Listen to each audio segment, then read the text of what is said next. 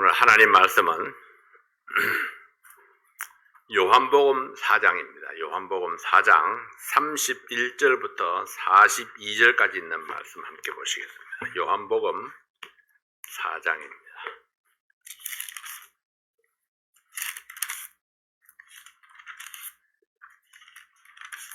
요한복음 4장 31절부터 42절까지 있는 말씀입니다.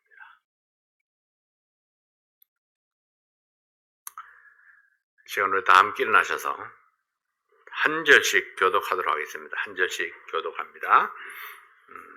31절을 제가 읽습니다. 그 사이에 제자들이 청하여 가로되 랍비여 잡수소서.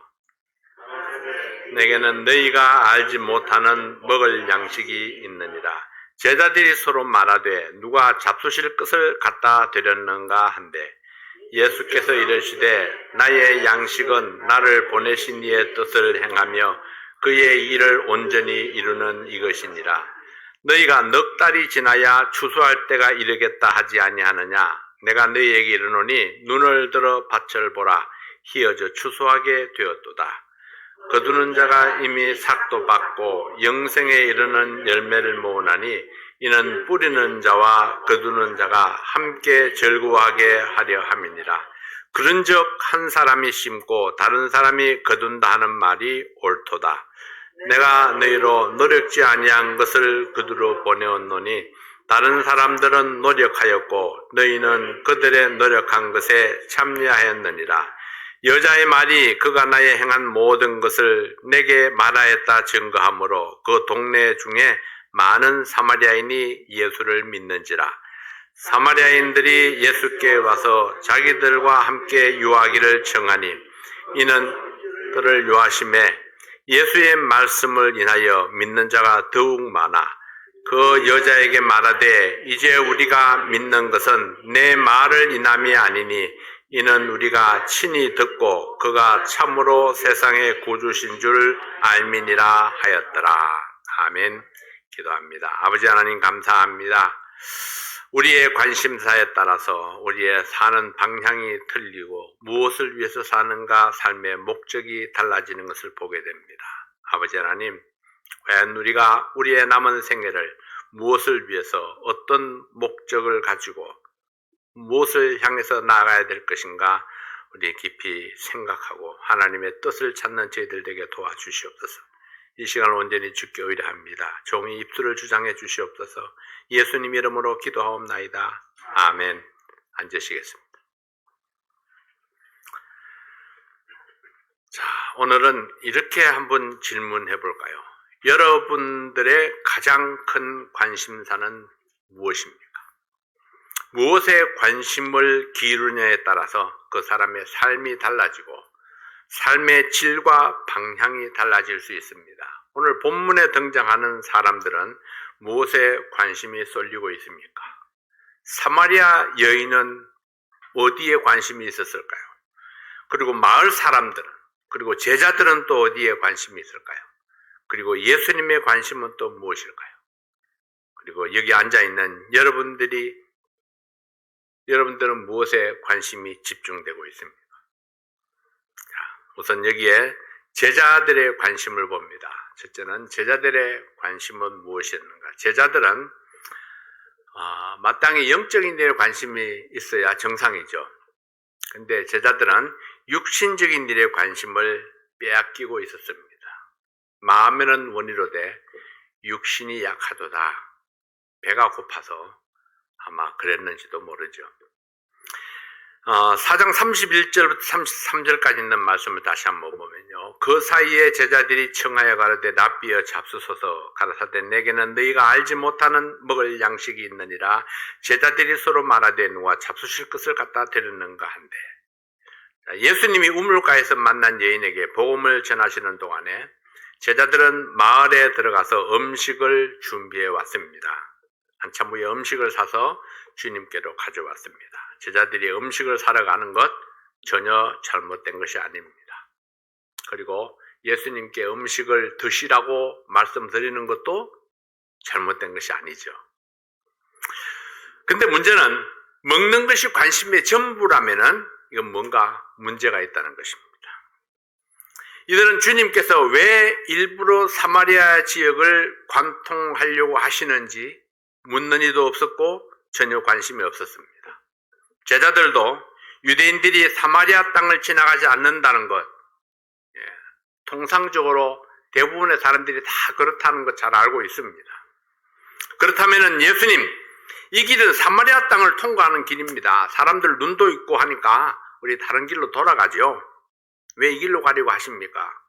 이렇게 한번 질문해 볼 만도 하지만은 전혀 질문하지 않고 그냥 따라가는 것이 믿음이라고 생각했는데, 근데 이제 보니까 관심 부족이었다는 것입니다. 관심 부족. 27절에 보면은 이때 제자들이 돌아와서 예수께서 여자와 말씀하신 것을 이상히 여겼으나 무엇을 구하시나이까 어찌하여 저와 말씀하시나이까 묻는 이가 없더라. 자, 믿음이 좋아서 묻는 이가 없었느냐 하는 거죠. 믿음이 좋았느냐 아니면은 관심이 없었느냐. 자기들이 먹을 것을 사러 동네에 간 사이에 무슨 일이 있었는지에 대해서도 이 제자들은 관심이 없었습니다. 동네에서 돌아와 보니까 예수님께서 사마리아 여인과 진지한 대화를 나누고 있었습니다. 자, 당시 상황을 한번 상상해 보시기 바랍니다. 갑자기 이 여자가 동네로 뛰어들어가면서 외쳤습니다. 와보라! 이는 글속 아니냐? 동네 사람들이 여인의 말을 듣고 예수님께로 몰려 나옵니다. 근데 제자들은 음식을 펼쳐놓고 예수님 잡수세요. 시장하시죠. 그렇게 이야기를 하는 겁니다. 예수님의 응답이 무엇입니까? 가라사대 내게는 너희가 알지 못하는 먹을 양식이 있느니라. 이렇게 말씀합니다. 누가 먹을 것을 갖다 드렸나? 제자들은 너무 배가 고팠는지 모르지만은 오직 먹을 것에만 생각이 꽂혀 있었습니다. 예수님께서 제자들에게 힌트를 한 말씀 주셨습니다. 예수께서 이르시되 나의 양식은 나를 보내신 이의 뜻을 행하며 그의 일을 온전히 이루는 이것이니라.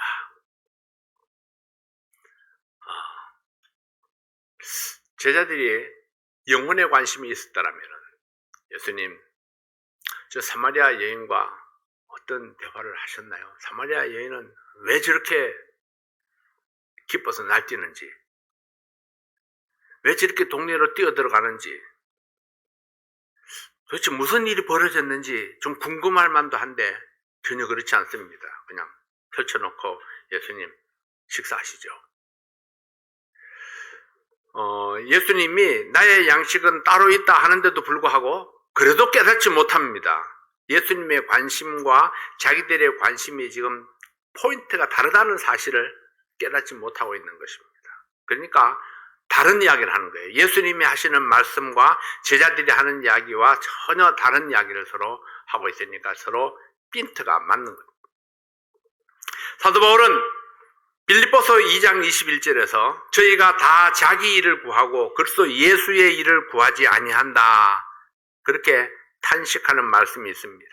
여러분, 자기 일은 무엇이고 그리스도 예수의 일은 무엇입니까?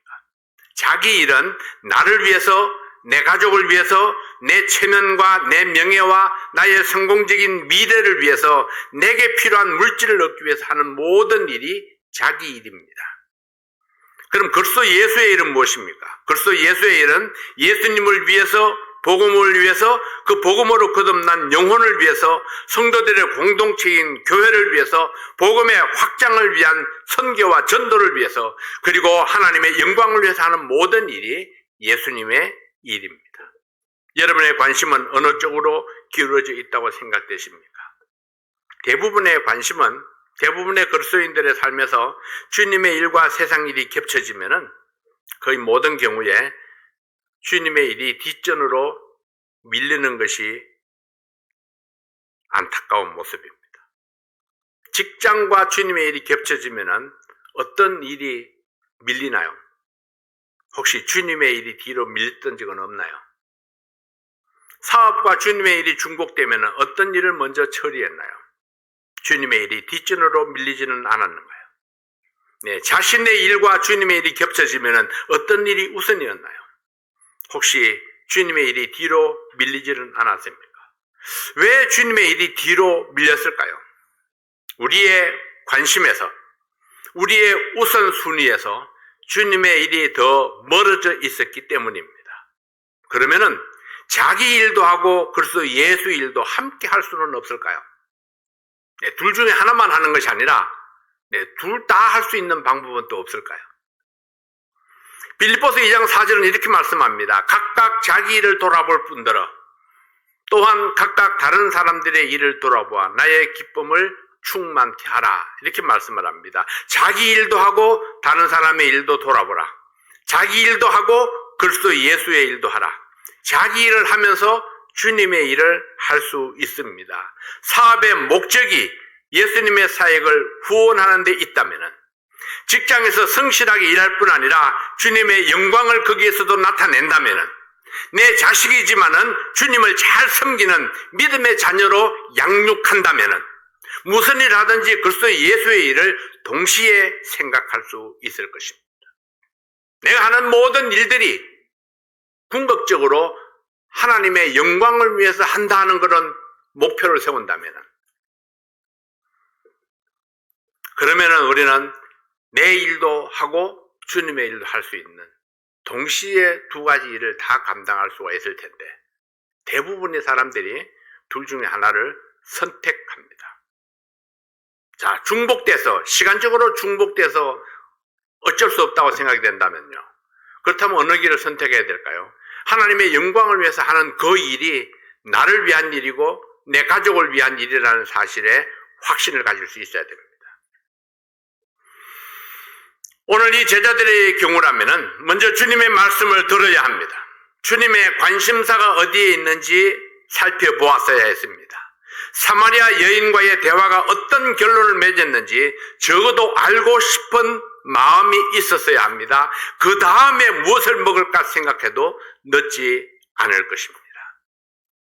우리는 육신적인 일에 빼앗겼던 관심을 이제 주님께로 옮겨가야 합니다. 자, 2024년에는 내가 주님부터 먼저 그리고 주님의 영광을 위해서 하는 그 일이 곧 나를 위한 일이라는 사실을 내가 믿음으로 바라볼 수 있어야 합니다. 그래서 주님의 영광을 위해서 하는 그 일이 나에게 발전이 되고 믿음의 성장이 되고 그리고 내 가족을 위하고 내 사업체를 위하고 내 직장을 위한 그런 일들이 되어질 수 있어야 됩니다. 두 번째로는 예수님의 관심입니다. 34절에 보면은 예수께서 이르시되 나의 양식은 나를 보내신 이의 뜻을 행하며 그의 일을 온전히 이루는 이것이니라. 아버지의 일을 온전히 이루는 것이 주님의 관심이었습니다. 예수님이라고 배고프지 않았을까요? 그러나 예수님의 관심은 사마리아 여인의 구원에 있었고 복음을 듣기 위해서 달려나오는 사마리아 마을 사람들에게 있었습니다. 예수님의 마음은 온전히 하나님의 일에 집중되어져 있었습니다. 여기에 나타난 주님의 말씀을 통해서 우리는 두 가지 사실을 볼 수 있습니다. 첫째는 하나님의 일은 적절한 때가 있다는 것입니다. 적절한 때를 놓치면은 그 일은 그냥 흘러 지나가 버립니다. 35절 말씀에 너희가 넉 달이 지나야 추수할 때가 이르겠다 하지 아니하느냐 내가 너희에게 이르노니 눈을 들어 밭을 보라 희어져 추수하게 되었도다. 제자들은 넉 달이 지나야 추수할 때라고 했지만은 예수님은 지금이 추수할 때라고 말씀하셨습니다. 4개월 후에 있는 추수는 농작물의 추수를 가리키는 것이고 지금이 추수할 때라고 말씀하시는 예수님은 영혼의 추수를 말씀하셨습니다. 예수님께서는 지금 이 세상에 관심을 두고 세상의 논리로 생각하는 제자들에게 영적인 원리와 영혼의 추수를 가르치고 있습니다.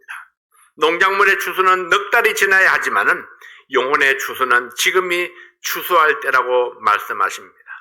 농작물을 추수하는 것도 때가 있듯이 영혼을 추수하는 것도 때가 있습니다. 전도도 때가 있고 영혼 구정도 때가 있습니다. 구원받을 때도 때가 있습니다. 내가 하나님의 말씀을 듣고 하나님의 말씀이 내 마음을 움직일 때에 그때가 바로 내가 구원받을 만한 때입니다. 그런데 놓쳐버리면 또다시 그때가 언제 올는지 알 수가 없습니다.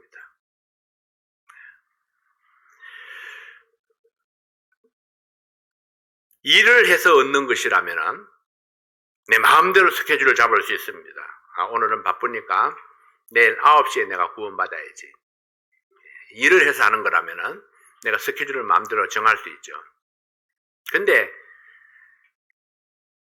이게 하나님의 자녀로 거듭나는 일은요, 그렇게 스케줄을 잡아서 되지질 않습니다. 내가 뭔가를 막 해서 되는 것 같으면은 몸을 움직이면 되는데 이 감동이 있어야 되잖아요. 네, 성령의 감동이 있어야 되기 때문에 성령의 감동은 내가 내일 9시에 성령에 감동되어서 하나님의 뜻을 행하리라. 그렇게 내가 계획한 대로 되지면 얼마나 좋을까요? 근데 성령의 감동이라는 것은 하나님의 말씀이 들려질 때에 그 하나님의 말씀이 내 마음을 이렇게 감동해 올 때에 그때 드디어 내 마음이 움직이기 시작하는 것입니다. 지금 예수님은 사마리아 여인들이 지금 이 수가성의 여인이 우물가의 여인이 지금 탁 변했습니다. 예, 감동이 왔어요. 그래서 그냥 동네에 뛰어들어가면서 막 외쳐댑니다. 내가 예수를 만났다고. 동네 사람들이 이게 무슨 일인가 하고 막 우르르 몰려 나옵니다. 그때 예수님이 말씀하시는 거예요. 지금이 바로 그때야. 추수할 때. 영혼을 구령할 때. 저기 몰려 나오는 저 사람들이 구원받을 만한 때가 바로 지금이다. 이렇게 말씀하고 있는 것입니다. 낚시하는 사람이 적절한 때에 낚시를 낚아채지 아니하면은 미끼만 빼앗기고 물고기는 도망쳐버립니다. 전도도 구령도 마찬가지입니다. 바라만 보고 있으면은 어느새 사라져버리고 기회는 또다시 오지 않을 수 있습니다. 물에 빠져 숨을 제대로 못 쉬는 사람에게 인공호흡을 해야 하는 때를 놓치면은 소용이 없습니다. 적절한 시기를 놓치면은 인공호흡을 할 줄 알아도 목숨을 구하지는 못합니다. 주님께서 주신 사명을 감당하는 것이나 하나님의 일에 쓰임받는 헌신이나 다른 사람을 돕는 일도 역시 마찬가지입니다. 적절한 때에 행하지 아니하면은 그냥 세월이 지나가 버리고 아무것도 이룰 수 없습니다. 그렇다면은 언제가 가장 적절한 때인지 어떻게 알 수 있을까요? 답은 간단합니다. 내 눈에 어떤 필요가 보이든지 내 귀에 어떤 필요가 들려오면은 바로 그때가 가장 적절한 때입니다.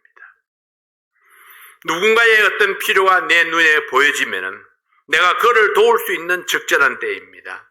누군가의 눈에는 부족한 것이 보이고 또 누군가의 눈에는 지저분한 것이 보이고 또 누군가의 눈에는 헝클어지고 정리되지 못한 모습이 보일 수 있습니다. 모든 사람에게 똑같이 보이지 않습니다. 어떤 사람은 아무리 지저분한 것을 헝클어진 것을 봐도 그게 눈에 들어오지는 않습니다. 어떤 사람은 의자가 삐뚤어져도 그게 눈에 자꾸 거슬립니다. 똑바로 놔야 돼요.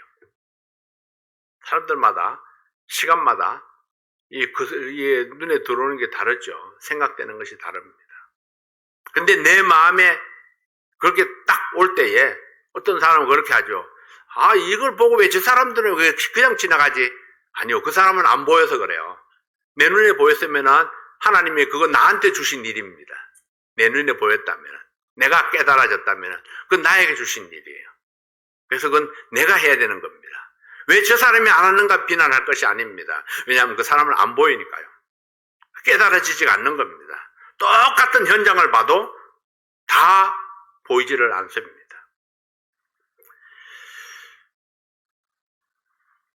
옛날에 그 작은 어부를 작은 어부를 계속 이렇게 만들어낼 때, 그 원고 교정을 여러 사람이 하잖아요.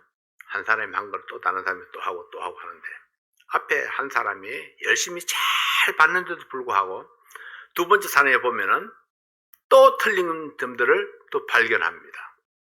네, 첫 번째 사람이 못 봤던 것을 두 번째 사람 눈에는 또 그게 보이는 거예요. 그리고 세 번째 지나가면 세 번째 사람의 눈에 또 보이는 것이 있습니다. 아니, 왜 앞에 두 사람이 이걸 못 봤지? 네, 안 보이니까 못 본 겁니다. 그래서 누군가 하지 않은 사람, 하지 못한 사람을 비난하기보다는 내 눈에 보였으면은, 내게 발견되었으면은, 내가 그런 생각이 들었으면은 그것이 바로 나에게 주어진 일이다 하는 사실을 우리가 깨달을 수 있어야 됩니다. 모든 사람에게 똑같이 보이지 않습니다. 내 눈에 유독 그렇게 보였다면은 내가 지금 그 일을 해야 할 적절한 때입니다.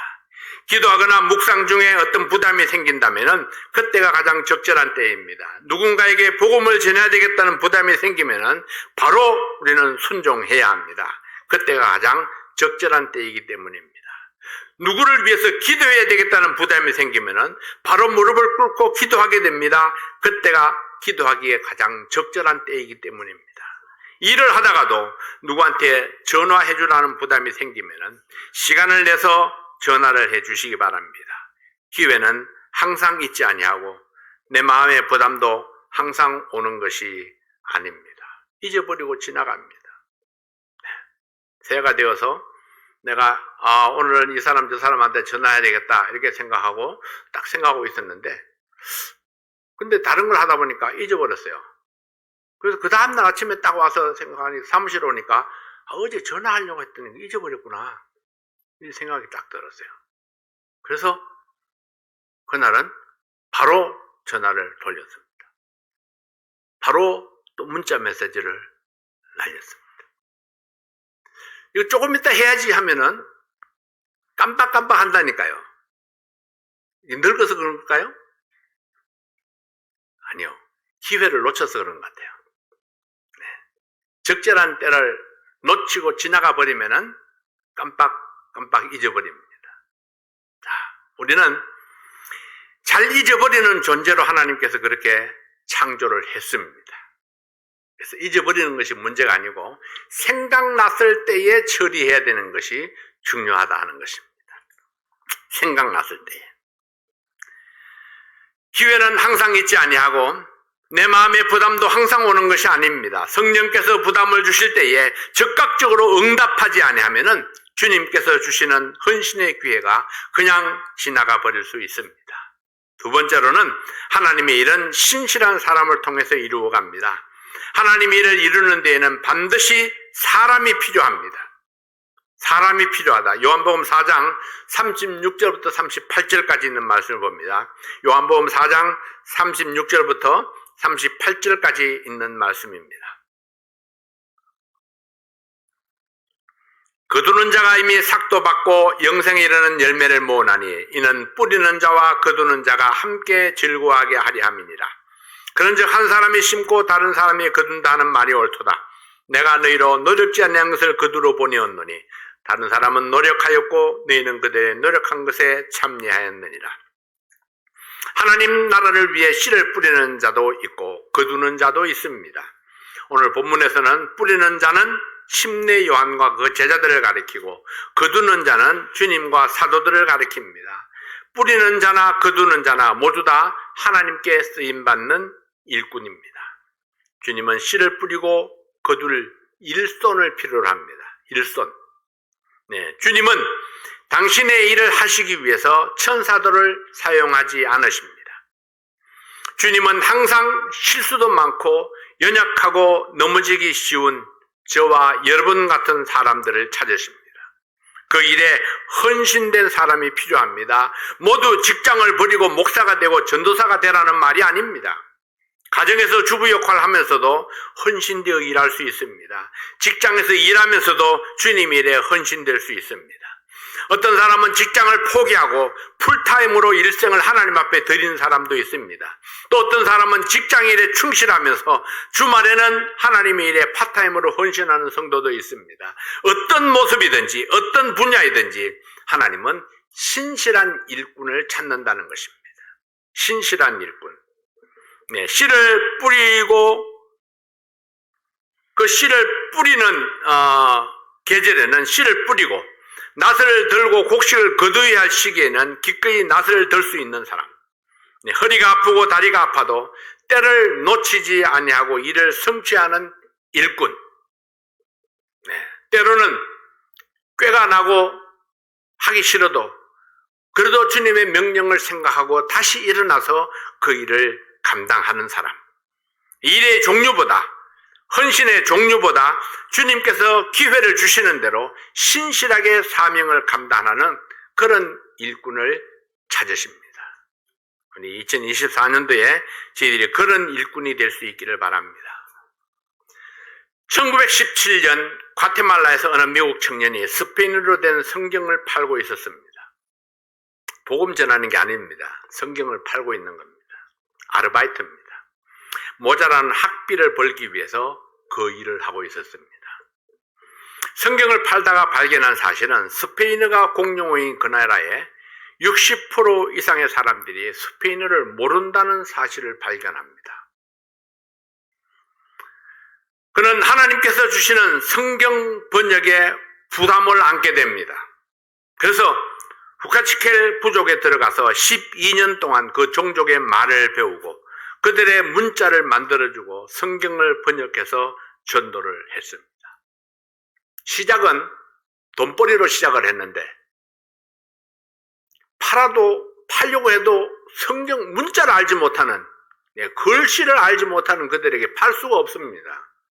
그래서 성경을 번역해서 그 결과 그 지역에 100개 이상의 교회가 세워지게 됩니다. 이 청년은 1934년에 위클리프 성경 번역 성교회를 창설했습니다. 그가 바로 카메론 타운샌드라는 사람입니다. 현재 약 5,000명의 일꾼들이 고국을 떠나서 원시부락에서 고생하고 있습니다. 한 언어를 배워서 성경을 번역하는데 보통 15년 정도의 시간이 소요된다고 합니다. 현재 전 세계 언어 수는 약 6,800개인데 그 중에 성경 전체나 성경의 일부를 가지고 있는 종족은 2,400개 정도. 지금 번역이 진행되고 있는 곳이 2,000개 정도. 그러나 아직도 2,400개의 언어로 성경을 번역할 일꾼들이 필요하다고 합니다. 우리 주변만 돌아보면은 별거 아닌 것 같은데, 근데 조금 넓게 이렇게 살펴보면 우리가 알지 못하는 그런 세계가 얼마나 많은지 모릅니다. 우리가 알지 못하는 세계. 한 청년이 성경 번역의 필요성을 보고 자신을 하나님께 드렸기 때문에 오늘날 수천의 사람들이, 수천의 부족들이 자기 말로 된 성경을 갖게 되었고 영혼이 구원받고 교회가 세워질 수가 있었습니다. 모든 사람이 다 풀타임 선교사가 될 수는 없습니다. 모든 사람이 다 풀타임 사역자가 될 수는 없습니다. 그러나 내 직장에서 내 사업을 운영하면서 내가 있는 현 위치에서 선교사가 될 수도 있고 말씀 사역자가 될 수도 있고 교회에서 교사가 될 수도 있고 그리고 거리에서 한 장의 전도지를 나눠주는 전도자가 될 수도 있습니다. 우리가 너무 내 일에만 몰두하고 있지는 아니한가요? 내 자신, 내 일, 내 가족, 내 비즈니스에만 너무 집착하고 있지는 아니한가? 주님께서 나를 필요로 하실 때에, 다른 사람이 나를 또 필요로 할 때에, 내 교회가 나를 필요로 할 때에 부름받은 그곳에서 최선을 다하십시오. 그리고 헌신하십시오. 주님은 그런 사람을 찾으십니다. 그 사람이 바로 추수하는 일꾼입니다. 세 번째로 사마리아인들의 관심을 봅니다. 요한복음 4장 39절부터 42절까지 있는 말씀을 읽습니다. 여자의 말이 그가 나의 행한 모든 것을 내게 말하였다 증거하므로 그 동네 중에 많은 사마리아인이 예수를 믿는지라. 사마리아인들이 예수께 와서 자기들과 함께 유하기를 청하니 거기서 이틀을 유하심에 예수의 말씀을 인하여 믿는 자가 더욱 많아 그 여자에게 말하되 이제 우리가 믿는 것은 내 말을 인함이 아니니 이는 우리가 친히 듣고 그가 참으로 세상의 구주신 줄 알미니라 하였더라. 시작은 멸시받던 한 여인이 예수님께로부터 복음을 들었습니다. 그녀는 자타가 공인하는 죄인이었고 스스로 사람들을 피해서 아무도 없는 한낮에 물을 깃기 위해서 우물에 나왔던 여인입니다. 기대하지 못했던 시간에 기대하지 못했던 예수님을 만나서 구원의 복음을 들었습니다. 그리고 이 여인은 곧바로 동네로 뛰어가서 외치기 시작했습니다. 그녀는 복음을 들고 머뭇거리지 아니했습니다. 누가 내 말을 들을 것인가? 누가 내 말을 믿어줄 것인가? 계산하지 아니했습니다. 사실 이 여인이 하는 말이 사람들에게 별로 영향력이 없거든요. 자타가 공인하는 죄인이었으니까요. 행실이 부정한 여인이라고 알려져 있던 그런 사람이었습니다. 사람들의 관심을 가지지 않는 사람이었고 사람을 피해 다니는 사람이었습니다. 근데 동네 사람들에게 달려가면서 복음을 외쳤습니다. 온 동네 사람들에게 필요한 예수님이고 모든 사람이 마땅히 들어야 할 복음이라고 믿었고 지금이 바로 그 복음을 전해야 할 때라고 믿었기 때문입니다. 사람들이 이 여인의 전도를 듣고 예수님이 와서 예수님을 믿었습니다. 그리고 동네의 청에서 이틀이나 몰면서 하나님의 말씀을 들었고 더 많은 영혼들이 거듭났습니다. 자, 이틀 동안 그들에게 무슨 일이 있었나요? 예수님의 말씀이 여인의 말을 듣고 몰려나온 그들에게 예수님의 말씀이 전파되었습니다. 말씀을 듣고 그들이 변화되기 시작을 했습니다. 생각이 바뀌었습니다. 사상이 바뀝니다.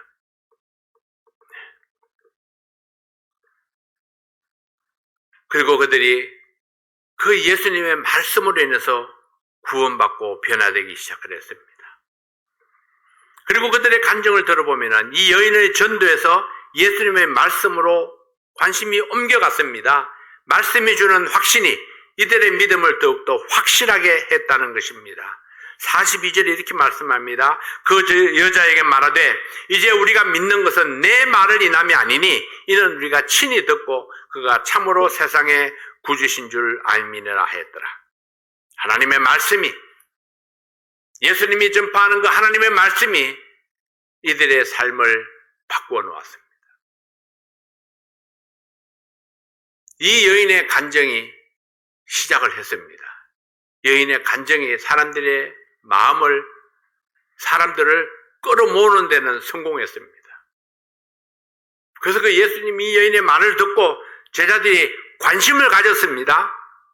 이 사마리아 사람들이 관심을 가졌습니다. 무엇에? 예수님에 대해서 관심을 가지기 시작했습니다. 이 여인에게 있던 관심을 예수님께로 옮겨가서 예수님께 관심을 가지기 시작합니다. 그리고 예수님께 청했습니다. 이곳에 머물면서 우리에게 말씀해 주십시오. 당신의 말씀을 내가 직접 듣고 싶습니다. 하나님의 말씀이 그들의 삶을 변화시킵니다. 그렇습니다. 여러분, 하나님의 말씀이 우리를 바꾸어 놓았습니다. 하나님의 말씀이 우리의 관심을, 교회에 있던 관심을, 어떤 사람에게 있던 관심을 하나님의 말씀으로 옮겨 놓았습니다. 그래서 그 하나님의 말씀을 내가 들을 때에, 그 말씀을 내가 읽었을 때에 성령께서 내 마음속에 감동하기 시작했습니다.